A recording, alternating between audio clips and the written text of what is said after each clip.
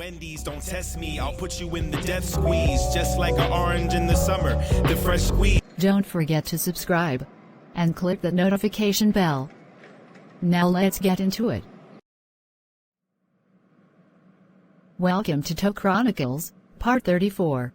In the last episode, Billy and Jonathan was making their way to South Africa to catch a plane into Paris so they can meet up with their handler. Stowed away in the cargo section on the plane, Billy notices a problem. Agent Richard was following them, the worst agent the organization has ever employed. Billy decides it's best to mark him before the plane lands. Will Agent Richard get the best of these two and walk away with the Red J?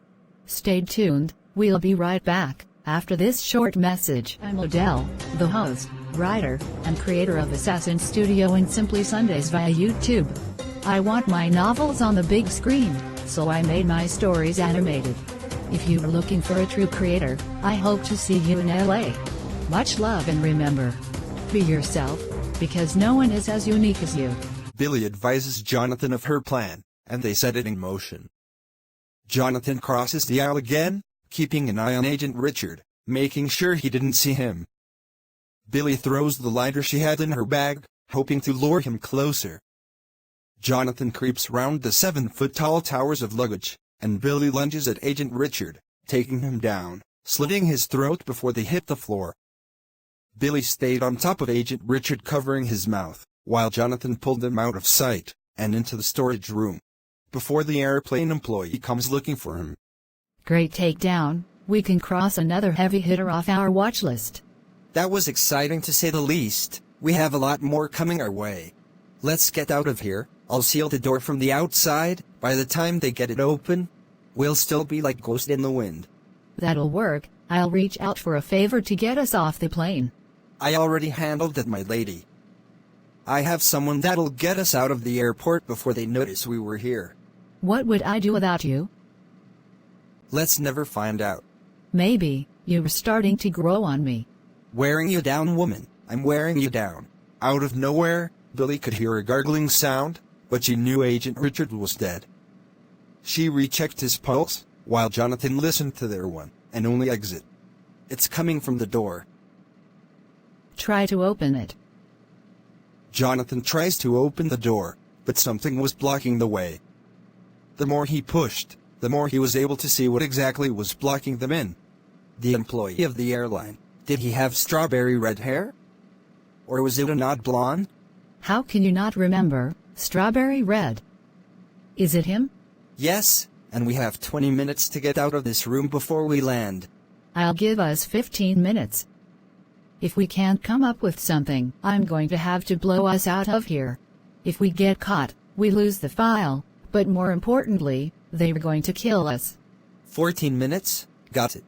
What did you think? I was going to argue? Jonathan works on getting the door open, by slowly nudging the body, inch by inch. All the while, Billy was setting up explosives in an oval shape, about the size of both of their bodies. The plan was to blow off the side of the plane where the hooks are. If they're holding on when it blows, the piece won't damage the wheels, and the passengers live to see another day. Hi, I'm Jasmine. Kyle here. And ready to go. I'm Alexa. Or you can call me, the cat's meow. Alicia. Just call me, Private Eye Spy.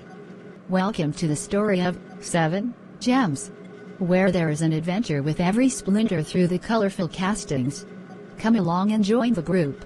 Don't forget to tell us what you think will happen next. Thank you for being part of the team. 13 minutes passed, and Jonathan was no closer in getting them out of the storage area. Billy was finished setting up their escape exit, when Jonathan threw in the towel. He explained to Billy that someone knocked down luggage on top of the airline employee, and that the only way they were going to get out was to blow off the side of the plane. Billy started to secure herself to the side of the plane, but inside of the perimeter of the explosives, strapping her hands down to the metal bars that welded into place. Jonathan followed Billy, but placed himself on the side of her to make sure she was covered from all angles, and wouldn't get her. Billy starts to count down, 5, 4, 3, 2, 1.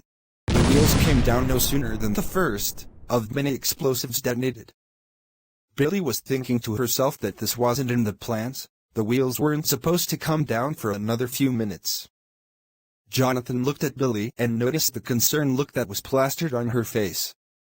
Jonathan whispers that everything and everyone will be okay. Within seconds, the side of the plane detached, but took out another wheel, before sliding up the runway, with sparks following closely behind them. After detaching themselves from the side panel, they rolled off the metal slab, gathered themselves as quick as possible and ran into the woods about a mile from the runway. We landed early. I don't understand. My timing was on point. I'm sure anyone that was hurt only has bumps and bruises. The point is, we're safe. Let's get closer to a road, and I'll figure out how to get us to our handler. They started their hike, but not before noticing they weren't alone. Running through the trees, Billy pulls her sidearm and get ready for battle while Jonathan tries to get a secure connection to phone a ride. Minutes later, they can hear bullets flying past them, and knew they weren't going to make it anywhere if they don't take out the people after them. Billy perched behind a tree and Jonathan turns back to find somewhere to hide that'll be a lot closer to those that are after them. He takes them out one at a time, way before they reached Billy. Then he hears a phone ring, but it was muffled. He looks down and finds out that he got a security connection and a car waiting for them. This is us. You drive and I'll keep a lookout. How far are we from the Eiffel Tower? We're 30 minutes out. All we need to do is get as close as possible. We have guns in the back seat and can shoot our way to safety if needed. Well, let's get things set up. If I have to drive into the hotel lobby, I will. Don't let the industry gas a nigga. When bought me some diamonds, I did it for myself, but I never really been flashing.